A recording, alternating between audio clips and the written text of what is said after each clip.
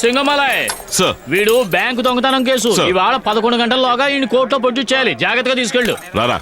సింగమలై, ఎక్కడ పోతావురా? రా, ఒక్క రా. నిమిషం. ఏంటి హెడ్ గారు? ఇన్స్పెక్టర్ గారు, ఒక అక్యూజ్డ్ ని నాలాంటి హెడ్ కానిస్టేబుల్ తో పంపించకుండా నిన్నొచ్చి నీ కుర్ర కానిస్టేబుల్ తో పంపిస్తున్నారే, ఇంకా సిన్సియారిటీకి సీనియారిటీకి మర్యాద ఏముంటుంది? ఏయ్, నువ్వు తెంగరోడు అయ్యా. కోర్టు నీకు అసలు ఏమాత్రం అచ్చిరాదు. ఇతన్నే తీసుకెళ్ళినవయ్యా. అదేం కుదరదు. నేను ఏడు కారుతోనే వెళ్తాను. ఏయ్, ఏంట్రా స్కూల్కి వెళ్ళే పిల్లలాగా నేను ఆయనతోనే వెళ్తాను ఈయనతోనే వెళ్తానని మారం చేస్తున్నావు? ఎవరితో వెళ్ళా నువ్వు వెళ్ళబోయేది కోర్టుకే కదా. Shut up. నువ్వు మాట్లాడకూడదు. ఒక అక్యూజ్డ్ కి నా మీద ఎంత నమ్మకం ఉంటే నాతోనే వస్తానని పట్టుబడతాడు. ఏయ్, నీ మాటలు మాత్రమే స్ట్రాంగ్ అయ్యా, నీ చేతలు నీ వీక్ అయ్యా. ఇతన్నే తీసుకెళ్ళనే. సార్, మీకు నమ్మకం లేకపోతే ఈ కుర్రాడిని కూడా నాతో పంపండి. సరే కూడా వెళ్ళరావయ్యా. నీకు ఇదే సరదా అయ్యా, గీత మీదే వెళ్తావా?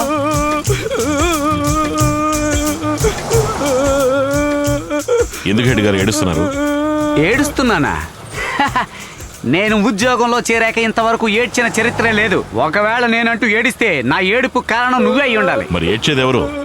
ఏడుస్తున్న ఆయన కాదు, నేను సార్. ఎందుకురా ఏడుస్తున్నావు? జైలుకి వెళ్తున్నాను. కన్న తల్లిని చూడడం కుదురుద్దా కుదరదు. ఓ పాలి ఆశీర్వాదం తీసుకుందాం అనుకున్నా, అది కూడా జరుగుతుందా లేదా దేవుడు.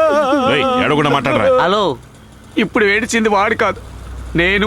ఏ వాడి గోడు విన్నాక నేను తట్టుకోలేకపోయాను. ఊరికే లూజ్ లాగా మాట్లాడకండి హెడ్ గారు. అదంతా దొంగతనం చేయడానికి ముందు ఆలోచించుండాలి. ఏమయ్యా, కాకి షర్టు వేసుకోగానే కనికరాన్ని కప్పెట్టేసేవా? పోలీస్ అంటే రౌడీని చూడగానే రౌద్ర రసం ఉప్పొంగాలి, సెంటిమెంట్ ఎదురైతే కుండల కొద్ది కరుణ రసం కురవాలి. వీడి ఇంటికి తీసుకెళ్లి వాళ్ళ అమ్మను చూపించిన తర్వాతే కోర్టుకు తీసుకువెళ్తాం. హెడ్, ఇప్పటికే లేటు. 11 గంటల లోపల వీడిని కోర్టులో ప్రొడ్యూస్ చేయాలి.